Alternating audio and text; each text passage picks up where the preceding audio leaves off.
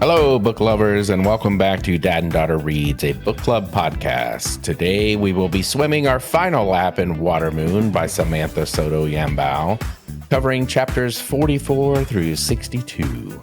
Remember, next week there will be no podcast, and we will return on May 2nd with Buffalo Hunter Hunter by Stephen Graham Jones. But I'm not doing this alone. With me today is my lovely daughter, Miranda. Miranda, how has your week been?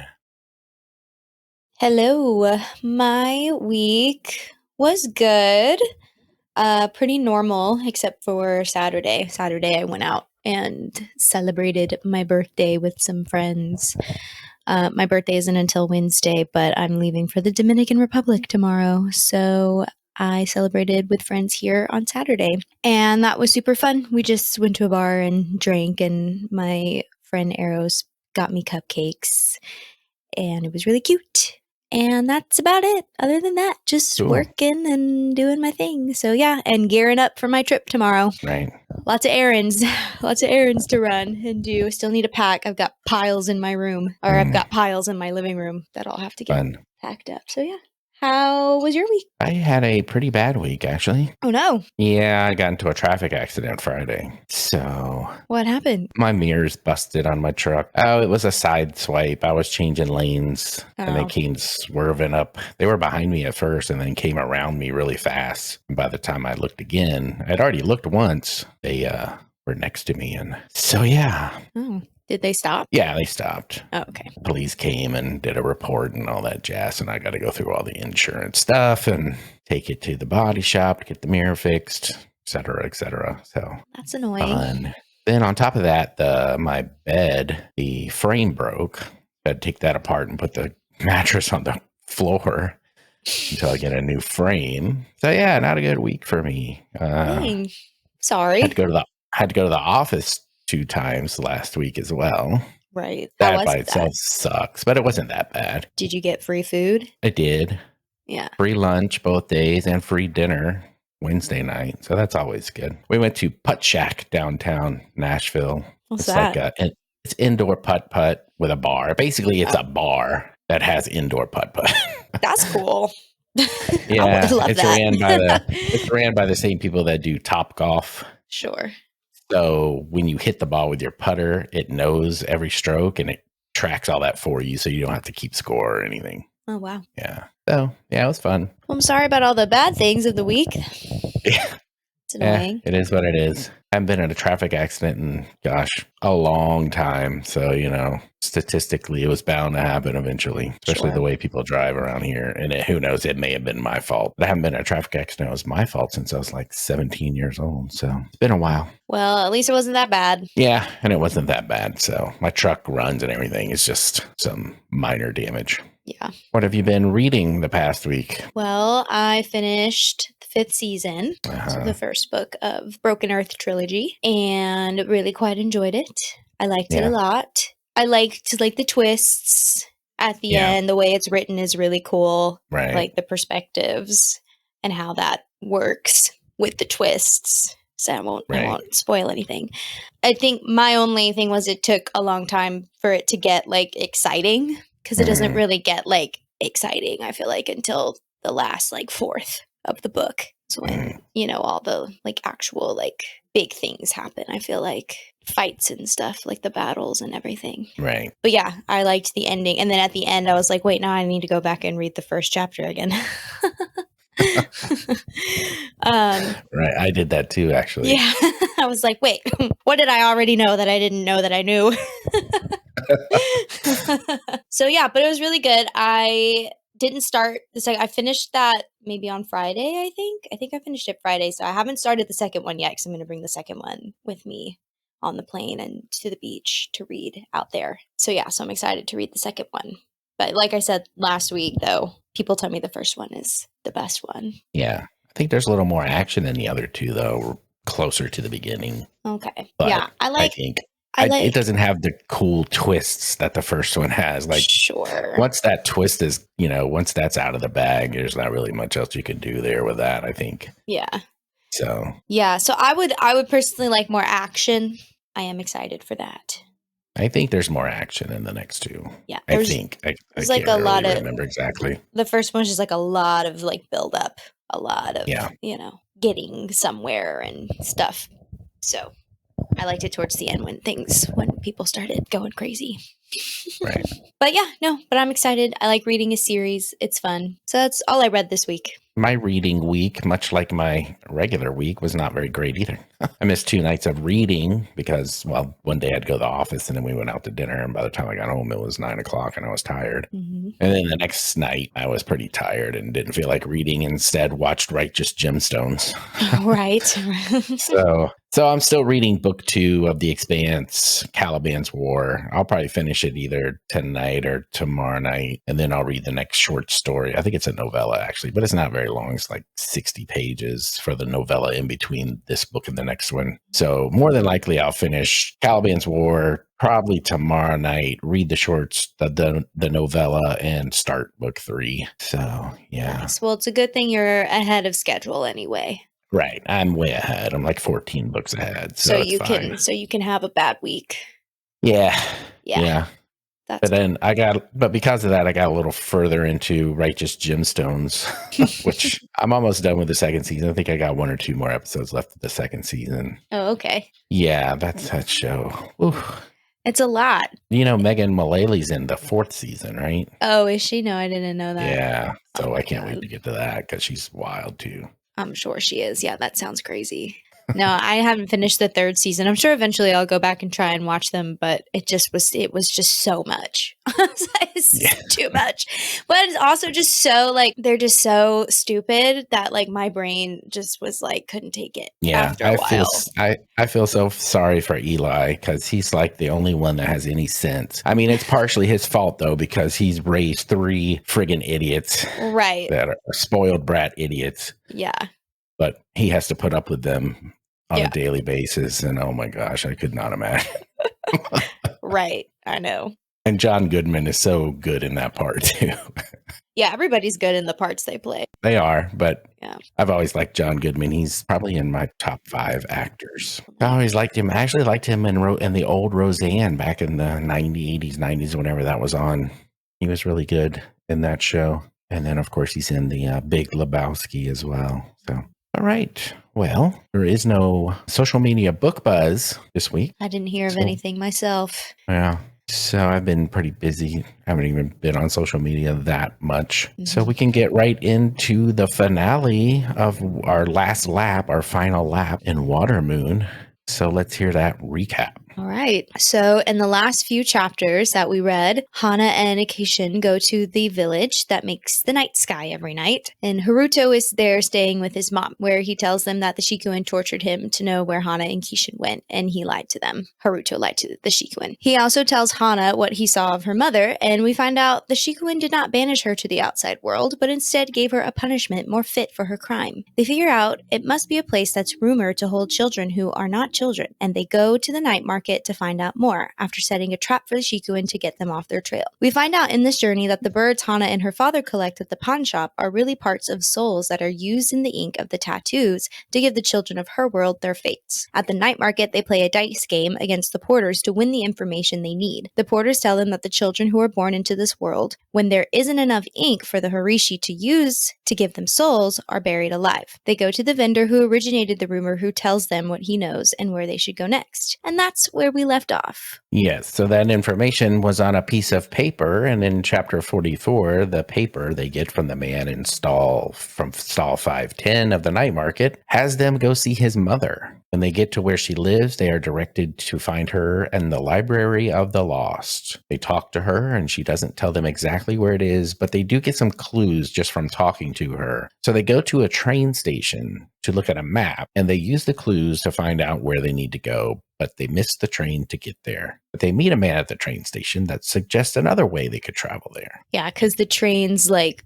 sometimes never show up in someone's lifetime. So there's all those people there who have been waiting for generations sometimes for their train, which is crazy because I didn't really understand. So I was like, in what places can you travel through puddles and what you can't? Yeah, that's kind of weird. Why do you need a freaking train when you could just jump in a puddle Right. So I was like, or a pond? yeah, like I wonder if there's different rules for different places or something. Cause I was thinking, I don't know, they've been getting around pretty easily. So why are these people waiting their whole life for a train? But then I'm like, I guess it's just tattooed on them, you know? Yeah. You're going to be waiting your whole life for a train. Just a horrible, that's terrible. But I thought that was a cool concept. I thought that people waiting for the train was like, I mean, it was weird, but I thought it was like an interesting thing. And then, yeah, and this book is like starting to have you ever read The Alchemist? I have not. It's like I have heard of it. yeah, it's a philosophy book about a guy who basically goes on a journey, and throughout this journey he's like learning things and basically just learning how to like let go and just like follow the signs to your destiny and like what you want to do. And if you just like look for the signs and follow, even if it seems like it's going to be bad, do it anyway. I don't know. It's been a while since I read the book, but it's very philosophical, but it's kind of very apparent what the message is. So this book is starting to remind me of that now. Like it's just very openly philosophical, which I don't like love because I feel like the author as a writer just really feels the need to have every metaphor and lesson explained plainly. Like I feel like when they were talking to the man about like waiting for the train and stuff, to me, I already all the like what he was telling them, and he was like, when they were like, "Oh, you're so wise," I was like, "Well, we could have just gotten that from them waiting for the train." You know what I mean? Like she had to have a character spell out what the message of the train station was for the readers. Oh, right. You know what I mean? Versus she could have just written about the train station, and we could have like had our own thoughts about what that means in a philosophical sense. And she does that a lot, I feel like. Right. I think we talked about that a little bit last week, right? Yeah. But she just does it. She does it so much. So I don't really like how every philosophical lesson she's trying to touch on is spelled out every single time. Because that to me makes me feel like I'm reading a book for a kid, even though it's not a book for a kid. Right. But yeah, we that's don't need all the messaging spelled out for us. Right. Because I feel like the world itself is good enough. And let us interpret it the way we want to, or the way we think we should. Yeah, I can see that. And I think that was something that Jay brought up in her feedback last week, and we talked about it a little bit. Right. Yeah, exactly. But yeah, that chapter specifically, I was like, yeah, this is kind of giving The Alchemist to me. Like this is very like every place they're going, they're learning some kind of, and even I didn't bring it up in the recap because it never really came back up. Him when the lady went into labor and he gave birth, and she gave birth on the elevator, and he was there to help her. Yeah, and spoiler alert, it never comes back up at all. No, it didn't. But it was just another like lesson that he was learning, like a life lesson, you know. Because he's like, wow, I was looking at them, and that just was like, that's what life's all about. But we didn't need that. No. We didn't need that. Yeah, I could have done without Kaishin in this entire book, but you know. Right. All right, moving on. Chapter 45. The man tells them they can travel where they want to go on a rumor, but first they must get drunk. So they drink some sake and tell the man that Kaishin is not from this world. That's the rumor, that Kaishin is not from this world. This is just another neat little thing about the world. But it's another traveling thing, right? Like, why do you need the train if you have all of these different ways to travel? Although the guy did say most people don't do it this way because it's looked down upon or whatever. Right. Like it's like not even allowed. I feel like it wasn't supposed to be allowed or something. Oh, I didn't really get that. I just thought it was more like something people don't do because it looks bad. Oh, and I think he called it forbidden. Oh, maybe so. Yeah. I don't remember. Which makes sense because once they start moving, they're like in people's heads. Right. And then the whole point of getting drunk is just to release inhibitions so that you can tell them a good rumor that will travel fast. Right. All right. Yeah. So chapter 46, every time the rumor gets passed on, they unravel and travel to that place until they eventually end up at the field of wildflowers where the children are buried. Yeah. I think that was really cool. Traveling on a drunken rumor was also another cool thing. Yeah. It's like I definitely like that. It's neat. Yeah, that was fun. And then them being in everybody's heads in like different places, and or like people's minds, and everybody's minds looking different. Yeah. I thought that was fun. I thought that was like a really fun, imaginative thing. Yep. Just another thing where the world is better than the characters. Right. Exactly. All right, chapter 47, they hear children underground and they begin digging. They dig down pretty far, and eventually these taloned hands go up through the ground and grab them and pull them underground. This is where it starts to get so creepy. It is creepy. This book For kids. it got just like, I mean, it was already weird, but in a whimsical way, and then it got weird in a creepy way.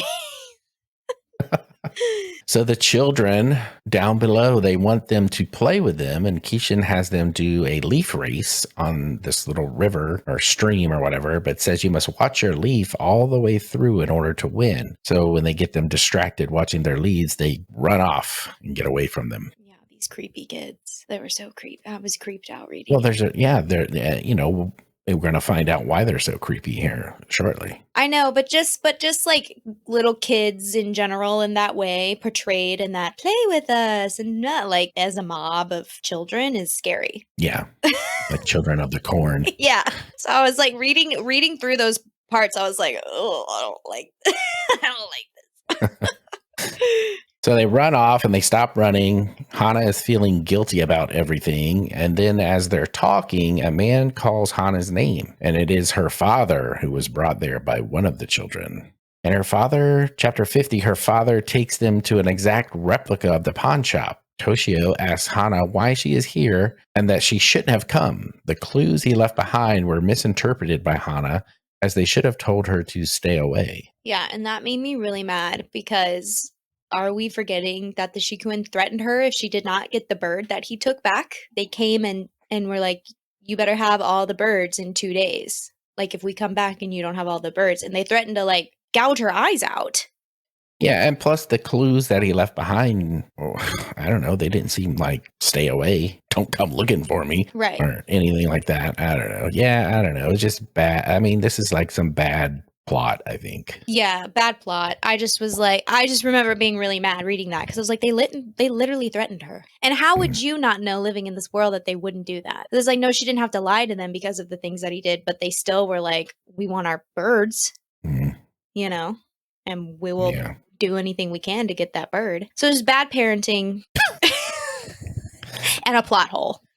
Yeah. And we also find out that the choice Hana's mother stole was meant for Haruto. So it was going to be ink for Haruto's tattoos. And then in chapter 51, we get a flashback story of how Toshio gave up some of his ink/soul for Haruto. And it was almost like they peeled his skin off or something. Yeah, that was wild. To give it to him. Yeah. But then that's like the real reason why Haruto was like, I owe Toshio everything. Right. Yeah. Because without that, Haruto would have ended up becoming one of these children down here. But then also their fate is tied together. So there was that part too. Right. Yeah. But then because it still wasn't like enough ink to have a full life.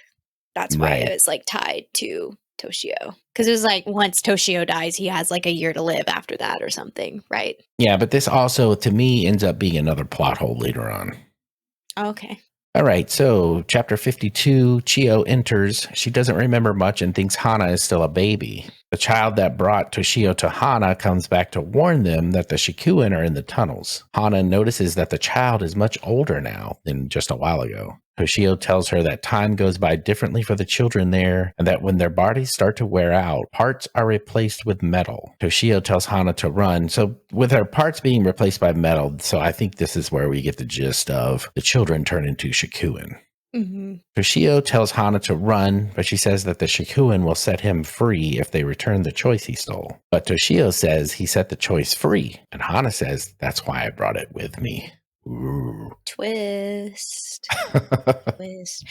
Yeah, no, I kind of was starting to piece it together just from when the talons, I was like, why would she describe these children as having talons? Oh, right. Yeah. That also was another clue that the children turn into the Shikuin. Yeah. So I was waiting for something like that. But then, and that's why they're so creepy. And that is why they're so creepy. So creepy. And then, and then we have our twist. Then there's our twist. Hana has the bird with her. All right, chapter 53. We flash back to a few days earlier and we see Toshio releasing Takeda Izumi's choice. 28 years before, we have Another even more further flashback in the same chapter, 28 years before, we see Izumi at the bus stop, and she is pregnant. The regret she originally pawned was not about the love of the ramen chef as we thought, but the choice of whether or not to keep the child she was pregnant with. Her original choice was that she got an abortion. Now that the choice is set free, remember they told us when a choice is set free, it wants to live. Mm-hmm. It goes back to that time, and it turns into the bus fare at her feet. And this time, Izumi chooses to keep the baby. Which she then kind of ends up regretting anyway, too. And you're like, yeah, me too, if I'd given birth to that. Boring.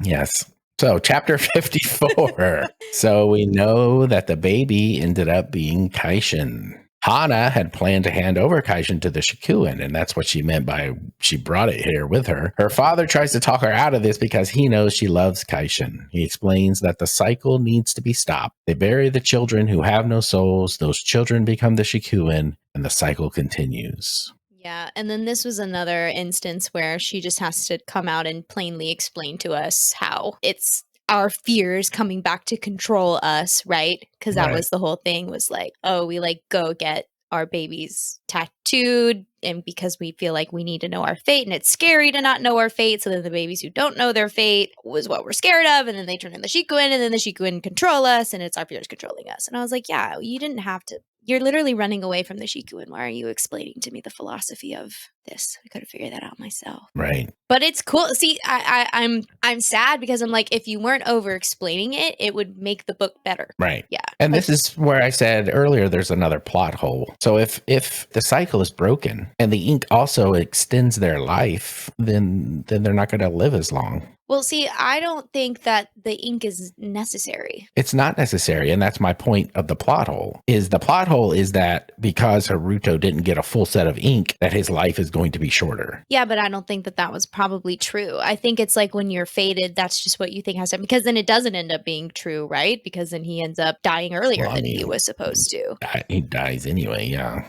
Yeah, but earlier than he was supposed to. He doesn't end up marrying Hana. So I think the point of that was like, these babies, they don't even need ink, but because we feel like we do. So all of it's lies. But it's all lies that they're telling themselves, which is what makes the lies more powerful. Right.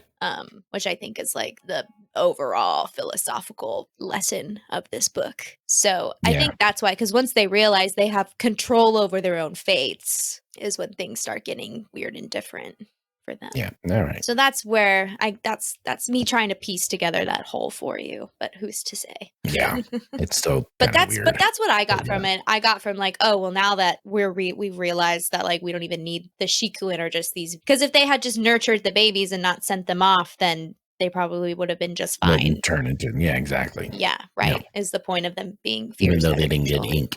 Yeah. So really, it's just the fact that they're scared of not knowing what's going to happen. Right. So I think this is when we kind of realize, oh, we don't even need the ink. We don't need our fates in this way. Yeah. Okay.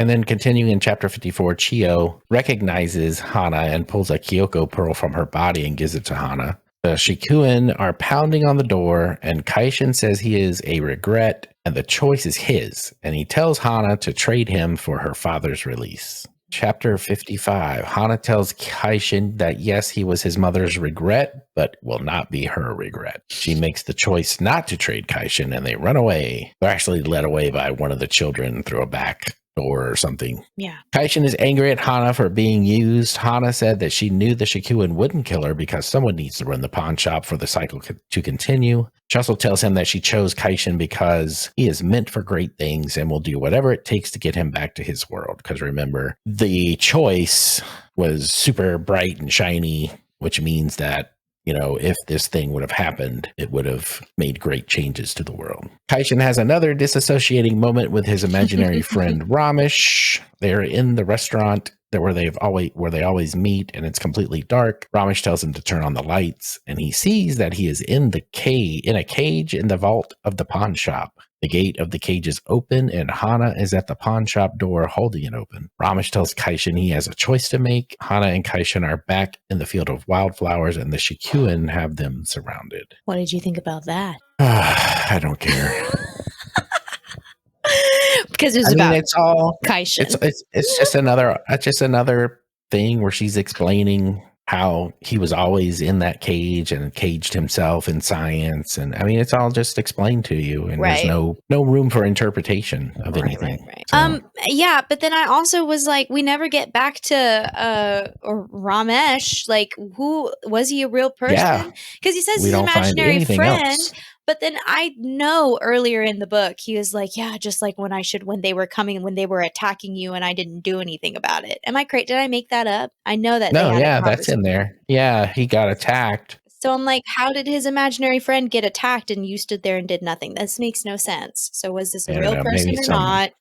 Fight Club bullshit. I don't know. So we never got back to that, which bothered me a lot because I'm like, okay, because I didn't mind the Ramesh moments. I wanted it to tie better, and it did. Right. We don't know if he actually was killed in that attack, and that's why he imagines him. Yeah, or if this is just because then this made it sound like he's just always been an imaginary friend. Right. It's so weird. That's why this whole Ramesh thing is weird to me. It was weird when we got to this point, and it didn't. It was weird to me the whole time because we didn't know if he was dead. If he wasn't dead, why the hell is he imagining him to make these know decisions? that, but we could have. But see, that's why I was like waiting for that to be explained. Things don't always have to be explained right then and there. So that's true. You're right. You're right. Yeah. So yes, but this does make it even weirder to me. But then this is when I was like, never mind. See, I was right all along. Sure. It was weird. Right. So when I was like, Dad was right, I guess. No point to this. Just another thing where the author did it like another like weird little plot thing. So yeah, didn't like that. So yeah, I said the Shikuin have them surrounded in the field. So now on to chapter 56. Paper cranes begin to fall from the sky like rain. They swoop up Hana and Kaishin, and the cranes fly them off to Haruto's house, who is there waiting for them. Chapter 57, Hana uses the pearl her mother gave her, and this chapter tells us that story. The choice Chiyo stole was also very bright, and therefore, had it been made, it could have changed the world, just like Kishin's mother's choice. She snuck down to the vault after Toshio was asleep. The choice in the real world was a bottle of sake. It represented all of the sake the woman whose regret it was could have drank if she hadn't given up her life to working all the time. Chiyo took the sake and said she would just drink one sip, but she ended up drinking the entire bottle, and she became pregnant with Hana because of this. I thought that was great. Yeah, that was neat. Cool. Yeah. No, I really liked that. That was very interesting. All of these like flashbacks have also been very interesting. And then, just like her mom wanting more, going to a vault of regrets and then drinking one and then it becoming like this fated or not fated thing, I guess. I guess it wasn't written on her, probably. Yeah. So I thought that was really cool. Yeah, that was pretty cool. I liked that a lot. I liked that twist. Yeah, that was a good twist. So chapter 58. So this means Hana is partly from Kaishin's world, as Kaishin is partly from Hana's world. And I said, Jay, your theory was right. Yeah. About Kaishin being kind of tied to this world. And then we get the Hana is partly from that world as well. And so that's why they fell in love so fast. Oh my God. And that's why they fell in love so fast. No, because it's just, because I feel like Hana always felt the same way. Like, oh, like I don't really belong here. There's something more like needs to happen, and it's because they're both regrets, basically. Yep. So I thought that was cool. Like, yeah. Yeah, that was neat. I liked that. I liked that part of the story. Yeah. So Haruto tells Hana that he wanted to see her one last time, and in order to heal his hands, he went to the night market, but the price he had to pay was all of his memories of her after the cranes brought her to him. The Shikuin show up, and Hana and Kaishin jump out of a door and are flown away by the cranes. Haruto folded his paper house up with himself and the Shikuin inside. And I had to wonder, why is everyone sacrificing themselves for this girl? This boring girl. Everyone's trying to sacrifice themselves for her. Because Haruto is such an interesting character. He was so cool. And he did cool things. And I don't know. I liked the way I just liked him as a character. I was like, why are you so in love with this boring ass girl who doesn't like you? Yep. All of the side characters are more interesting than the two main characters. Yeah, but then that's what the makes me problem. mad about these side characters like sacrificing themselves for them. Because, her dad had sacrificed himself for her, and then Haruto's sacrificing himself for her. Keishan's been trying to sacrifice himself for her this whole book. I'm like, what's with this? This girl must be the most beautiful girl in the world. Must be. That's how I feel about Bella Swan in Twilight, though. That's what it was giving for me. It's like, why are all these people so obsessed with this boring girl? Because it was so cool. Like, the sacrifice that he made was so epic, and I was like, not worth it for that girl. The folding in, the imagery, again, the world, the character. I was like, all of that was so great. Wouldn't have done it for her, but okay. I guess he just feels like he owes it to their family because of what Toshio did for him. Well, yeah, but I mean, he loves her. Yeah, true. Because he's like, I had to trade all my memories for my hand. Doesn't matter anyway, because now he's going to die when he folds his house up on himself. Well, and he also was like, and I'm going to die in a year anyway, so I'd rather die not even remembering who you were because I loved you so much or some shit. I was like, oh my God. Oh, boy. Not worth it. All right, moving on. Chapter 59. They make it to the pawn shop. They open the door to Tokyo. It's raining, and Hana tells Kishin to go, and he asks her to come along. The Shikuin are there, and one grabs Hana. Kishin starts to wrestle with it. During this whole wrestling match, two Shikuins get between them and the door, and they are trapped. But Hana grabs Kishin. Rainwater had been accumulating inside the pawn shop through the door. Hana and Kishin jump in the puddle and end up inside the neutrino collector back in Kaishin's world, where they were when they were doing that little trip to the beach. They get into the raft. The Shikuin had followed them through the puddle, and they beat the Shikuin down into the water with the oars from the boat. And because this water eats metal and time works differently for the Shikuin, the water ends up dissolving the Shikuin. They make it to the escape hatch, and as they do, a Shikuin grabs Kaishin. Hana leaps, grabs the Shikuin, and Hana and the Shikuin disappear into the water, assuming they go back to Hana's world. Yes, that's the assumption at this point. A little bit of action there. Nothing spectacular, but... Action, yeah, but then also just a lot of sacrificing again for these boring characters. So I wasn't super interested. All right, chapter 60. 1 year later, Kaishin has been going to the ramen restaurant hoping to get back into the pawn shop, but it never works. Kaishin has two disassociating moments here, one with Ramesh and one with Hana. Yeah, now he's going crazy. Yeah. Which, I would too if, the last thing... And then he's left down there in the neutrino collector, so now he's got to explain how he even got there in the first place. Yeah, that was something I was wondering about, too. How are you going to... This place is a big scientific place. It's got to have well-guarded and have a lot of security, right? Right. So then he's like, well, how did you end up down there? There's probably cameras everywhere. You won't even have any pictures of him going to it. So he just came out of it anyway. But, that's just whatever. Right. But now he's kind of going kind of crazy because, But he does work there, I guess. So, but had he shown up there yet? He hadn't shown up yet. Yeah, no, I didn't think so. So, yeah, that's kind of weird. But, whatever. Well, we don't get to know about it because we skipped to 1 year later. So the author said it's not important. Not important. Who gives a shit? Chapter 61. After 2 years of going to the ramen restaurant, Kaishin decided this would be his last visit and give up on getting back into the pawn shop. So he's in the ramen restaurant. He's eating his ramen. An older woman sits down beside him. And this ends up actually being his mother. And it's a very touching moment, I think, their little talk they have. I do too. But he doesn't end up telling her who he is. I really liked the way this ending was building up, and I think this is where the story should have ended. And I wouldn't have even minded if he had told her that he was her son. Either way, it could have went either way, but I think it really should have ended right there. And I agree with you. I would very, very much agree with that. Because it was nice, and I did like it. And as soon as she showed up, I was like, oh, that's his mom. It's got to be. Yeah. But I liked that he didn't tell her, because, it's like this idea of just should I, and what does that mean? So him kind of grappling with that. And then I love an open-ended ending. Yeah. So did he ever tell her? Did Hana ever come back? Did he ever go back? That would have been great. And I would have been like, exactly. Right. But that's not the ending you get. Sure is not. We get it all wrapped up in a nice little bow. Is it a nice bow, though? How nice is it? In our notes, I put Billy Madison saying, "You blew it." So, chapter 62, the last chapter. 5 years later, Kaishin is in a convenience store deciding on what ramen to get. Well, at least we got back to the convenience store. Not that we really learn anything about it. But he's thinking about this presentation he has to give the next day, and his phone rings. It's his mother on the phone. So at some point in the last 5 years, he did find her again and told her that he was her son. And then when he gets off the phone with his mother, he steps back from the ramen and steps on someone's foot. He turns around and it's Hana, not his imagination, but really her.